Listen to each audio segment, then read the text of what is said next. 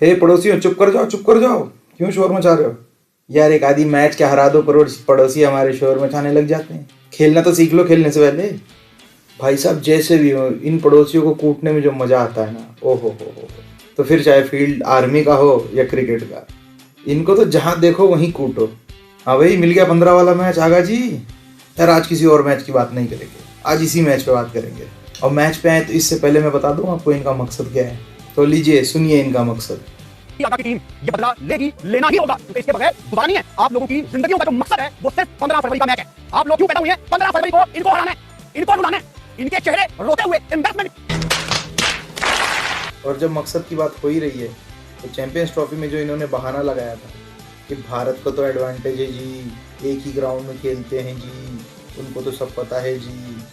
तो ये जरा हमारे ताऊ की बात सुनो। अब ताऊ ने भी कुछ बोला है इस बारे में। और भारत के पास कोई खिलाड़ी नहीं थे ना, सिर्फ एक ही जगह में थे, इसीलिए जीते ना। मतलब बॉलर बैटर कुछ नहीं थे, सिर्फ वहाँ पे सोना था एक होटल में, वहाँ से आके मैदान में जाना था और मैच जीते। ऐसा थोड़ी होता है। अरे अच्छा खेलना पड़ता है भाई, अच्छी तरह से बल्लेबाजी करनी है, रन बनाने होते हैं, कैचेस पकड़ने होते हैं, बॉलिंग अच्छी करनी होती है। अरे ये आसान है कहना कि भाई एक जगह पे इसलिए ठीक है। वैसे तो T20 बैट्समैन का गेम होता है, लेकिन आज मन कर रहा है बस बॉलर्स की बात करें, तो बॉलर से ही शुरू करते हैं। पहले पाकिस्तान ने टॉस जीतकर बॉलिंग ली। हालांकि पाकिस्तान के एक्स क्रिकेटर्स भी इसे एग्री नहीं थे, लेकिन खैर चलिए जरा आपको मैं एक बॉलिंग कार्ड दिखाता हूँ। गौर से देखिएगा इस बॉलिंग लाइनअप को। अगर नाम को नजरअंदाज कर दें तो आपको लगता ही है पाकिस्तान की बॉलिंग लाइनअप है। इतने स्पिनर्स फिर भी पिल गए। और जरा प्रीमियम फास्ट बॉलर की तरफ तो देखिए एक बार। तो यार आज अभिषेक शर्मा नहीं चला तब इसके ये हाल है। बाकी एक तारीख को छोड़ दें तो कुटाई तो सबकी ठीक ठाक ही हुई है। बताओ, ये पोरकी एक पत्थरबाज ले आए थे हमें डराने के लिए। तैयारी तो इन्होंने बहुत की थी, इतनी कि बस क्या कहें। लेकिन ये भूल गए कि तैयारी अभिषेक शर्मा के अकेले की नहीं, पूरे 11 लोगों के लिए करनी थी। और यार ईशान किशन तो बेचारा आउट ऑफ सिलेबस आ गया। बाकी आगा जी ने दिमाग तो लगाया, पावर प्ले में दो लेफ्टी को देखकर खुद आ गए बॉलिंग करने। ये दाव इफेक्टिव भी रहा। आगा जी ने अपने 2 ओवरों में 10 रन देकर 1 विकेट लिया। उसके बाद आप शाहीन अफरीदी को देखिए, 2 ओवर 31 रन 1 विकेट, 15.5 का इकोनॉमी। और ये प्रीमियम फास्ट बॉलर है। बाकी इनका एक नया टैलेंट सायम अयूब। बंदा टैलेंटेड तो है लेकिन गलत लोगों के बीच में फंसा हुआ है। 4 ओवर में अच्छी बॉलिंग के दम पे 25 रन देकर 3 विकेटें ली। तो इनका वो घुंघरू सेठ, अरे मेरा मतलब वो झटका वाला जो गर्दन ऐसे करता है, अबरार अहमद, धर के कूट आ गया भाई साहब। 3 ओवर 38 रन, 13.25 का तो इसका भी इकोनॉमी है और विकेट भी कोई नहीं। बाकी इनका एक प्रीमियम लेग स्पिनर वड्डा तो शेनवान शादाब खान, 1 ओवर 17 रन। इसके बाद तो हिम्मत ही नहीं हुई आगा कि कोई शादाब को बॉल देता। बाबर आजम का मैच विनर तो ठीक ठाक ही बॉलिंग कर गया, 4 ओवर में 28 दिए, विकेट कोई नहीं ली। और पत्थरबाज, यार मेरी बड़ी इच्छा थी कि आज ये हार्दिक पांड्या के हाथ में पड़ जाए, लेकिन खैर आज इसका दिन ठीक था। उस्मान तारिक ने 4 ओवर में 24 रन दिए और 1 विकेट ली। तो ऐसा था प्रीमियम पाकिस्तान का प्रीमियम बॉलिंग लाइनअप। अब आते हैं इंडिया की बॉलिंग पर। देख लिया इंडिया का बॉलिंग लाइनअप, स्वाद आया भाई। जब पाकिस्तान की बैटिंग चल रही थी तो एक वक्त 12 ओवर के बाद सूर्य कुमार यादव तो मजाक के मूड में आ गया था। उसका बस चलता तो गौतम गंभीर को भी 1 आध ओवर करा देता। फिर क्या तिलक और क्या रिंकू, सारी बॉलिंग करने पे लगे थे। इंडिया तो इस मैच को ऐसे खेल रही थी जैसे वार्म अप गेम हो। अच्छा है हमारे पास कोई प्रीमियम फास्ट बॉलर नहीं है।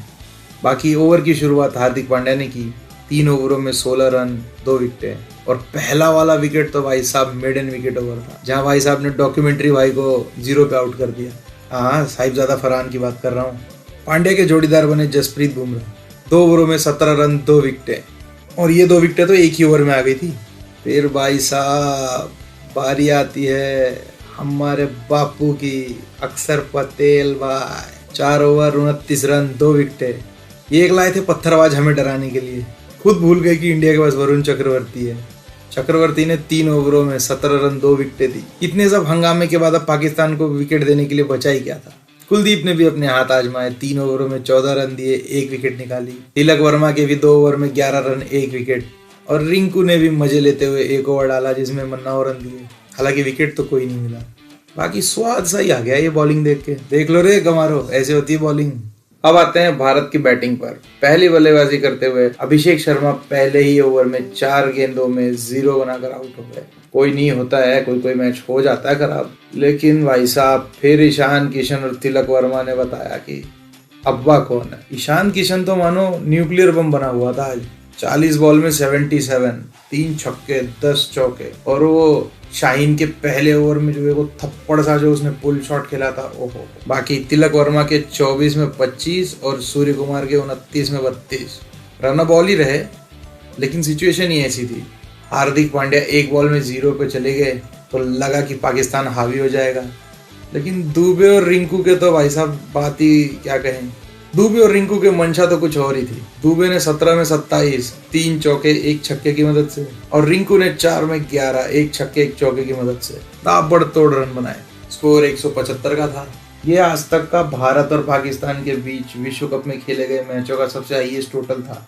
इसका मतलब पाकिस्तान को अगर जीतना है तो फिर नामुमकिन चेस करना होगा। जब पाकिस्तान की टीम रन चेस करने उतरी, पहले ही ओवर में हार्दिक पांड्या ने डॉक्यूमेंट्री भाई को, साहिबजादा फरहान को चौथी बॉल पे आउट कर दिया और उस ओवर को पूरा मेडल निकाल दिया। दूसरे ओवर की दूसरी बॉल पर जसप्रीत बुमराह ने हमला किया, एक जबरदस्त यॉर्कर से साइम अयूब को एलबीडब्ल्यू किया। फिर आते हैं बाबर आजम, लेकिन उससे पहले उसी ओवर की आखिरी बॉल पर सलमान आगा को भी आउट कर दिया बुमराह ने।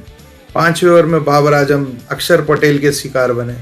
इनकी गिल्लियां अक्षर पटेल ने भी खेल दी, और इसी के साथ 6 ओवरों के बाद पाकिस्तान का स्कोर 38 पर 4 था। मुझे तो तभी दया आने लगी थी। फिर 11वीं ओवर की चौथी बॉल पर अक्षर पटेल ने खतरनाक दिख रहे उस्मान को भी आउट कर दिया। फिर 12वीं ओवर की चौथी बॉल कुलदीप के लिए विकेट लेके आई, जहां नवाज आउट हुए। तब पाकिस्तान का स्कोर 78 पर 6 था। अब यहाँ से सूर्या ने मजाक करना शुरू कर दिया। 13वां ओवर थमा दिया तिलक वर्मा को। तिलक वर्मा ने भी निराश नहीं किया, पहली ही बॉल पर शादाब को आउट कर दिया 14 रन के स्कोर पर। उसके बाद वरुण चक्रवर्ती कहाँ चूकने वाले थे। इन्होंने 16वें ओवर की दूसरी और तीसरी बॉल पर लगातार विकेटें लेकर हैट्रिक का मन बना लिया। हालांकि हैट्रिक हुई नहीं। उसके बाद 17वां ओवर रिंकू लेकर आए, मजाक में ही। फिर सूर्या ने कहा कि भाई मैच खत्म करो। फिर हार्दिक ने अपनी अगली ओवर में तारिक को आउट करके मैच को वहीं खत्म कर दिया। इसी के साथ हम सुपर 8 में क्वालिफाई हो गए। बाकी जाते जाते ईशान किशन पर एक लाइन बोलता हूँ कि सभी को छोड़ खुद पर भरोसा कर लिया मैंने। सभी को छोड़ खुद पर भरोसा कर लिया मैंने। वो मैं जो मरने को था मुझ में, उसे जिंदा कर लिया मैंने। बाकी मैच कोई जीते कोई हारे, पिलेंगे तो पोर की ही। मिलते हैं अगले वीडियो में। Psycho tailor signing off. जय हिंद, जय भारत। सिर्फ यही की चीज है कि या तो विन है या तो लर्न है। तो यहाँ पे लर्न ही लर्न हो ही जा रहा है, विन नहीं ना हो रहा है।